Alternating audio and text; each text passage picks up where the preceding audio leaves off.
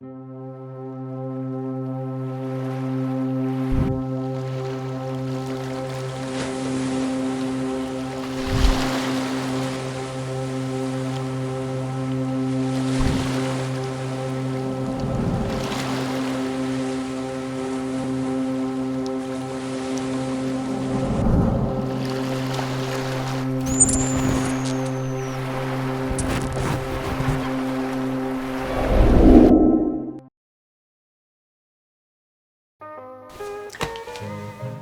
annexation of Hawaii changed the lives of Native Hawaiians socioeconomically and culturally, with new forms of government and Western influences becoming more prominent in the Hawaiian Islands.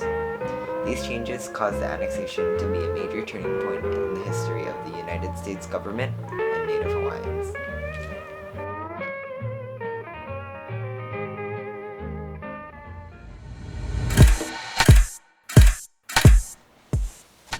This is Guy. His name is David Kalakaua. He signed a reciprocity treaty that made it so that this stuff could be sold tax-free in the United States market. And because of this treaty, the sugar plantation owners started to have a huge economic and political control over the Hawaiian kingdom. Because of all this new power gained by these people, a militia that opposed King Kalakaua threatened him. This stripped his power, and he was eventually replaced by state officials and other haole politicians. These new people, they were almost in complete control once Kalakaua was stripped of his power. After King Kalakaua died, his sister became the queen.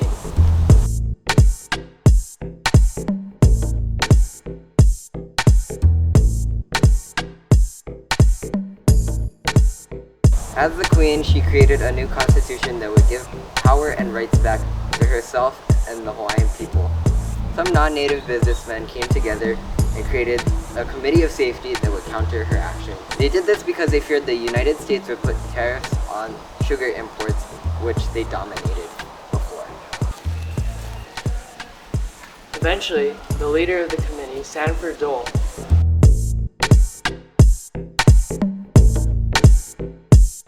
would be the main person to take over the Hawaiian kingdom and make it a republic. Even though Native Hawaiians and Queen Liliuokalani succeeded in preventing the annexation of Hawaii, with McKinley as the president, a resolution known as the Newlands Resolution was passed by the U.S. Congress, which officially annexed Hawaii.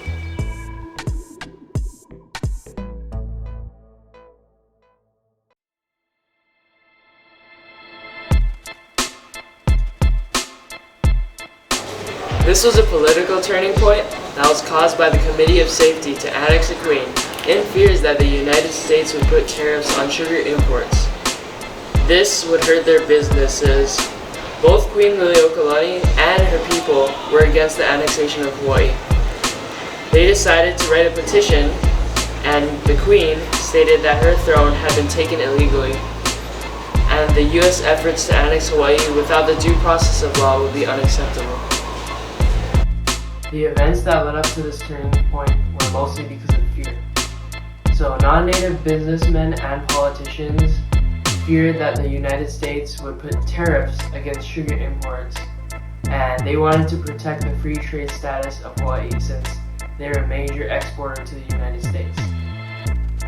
As mentioned previously, King Kalakaua signed reciprocities that made the US already have more control over the Hawaiian kingdom, so the fear of tariffs just inspired the businessmen and politicians to want to have control of Hawaii even more.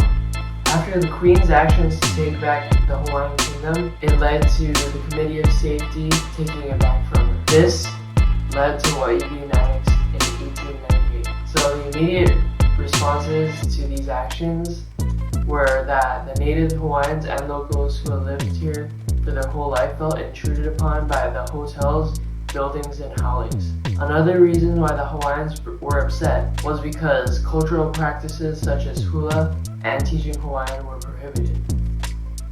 So, Queen Liliuokalani and her supporters tried to fight back, but they were unsuccessful. They even still kept fighting after the annexation. The events leading to, during, and after Hawaii's annexation took place in Hawaii, mostly Oahu. Sugar and pineapple plantations also had a big impact on the annexation.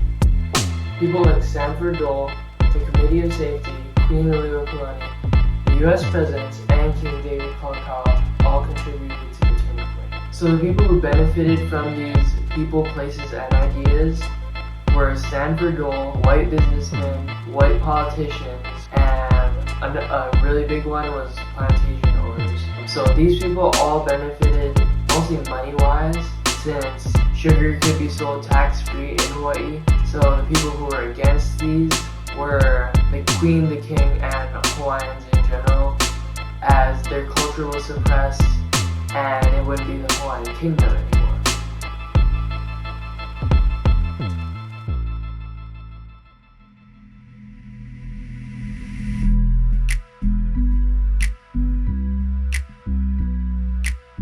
Okay, so the first major impact of the Hawaii annexation was that Hawaii now became an official United States territory, which caused the United States to become a larger power in the Pacific Ocean.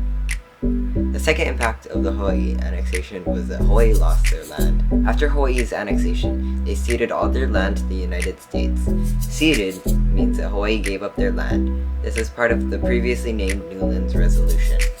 The third major impact of the Hawaii annexation was the political upheaval from the people of Hawaii. Political upheaval means a state of violent disturbance and disorder relating to politics or social conditions.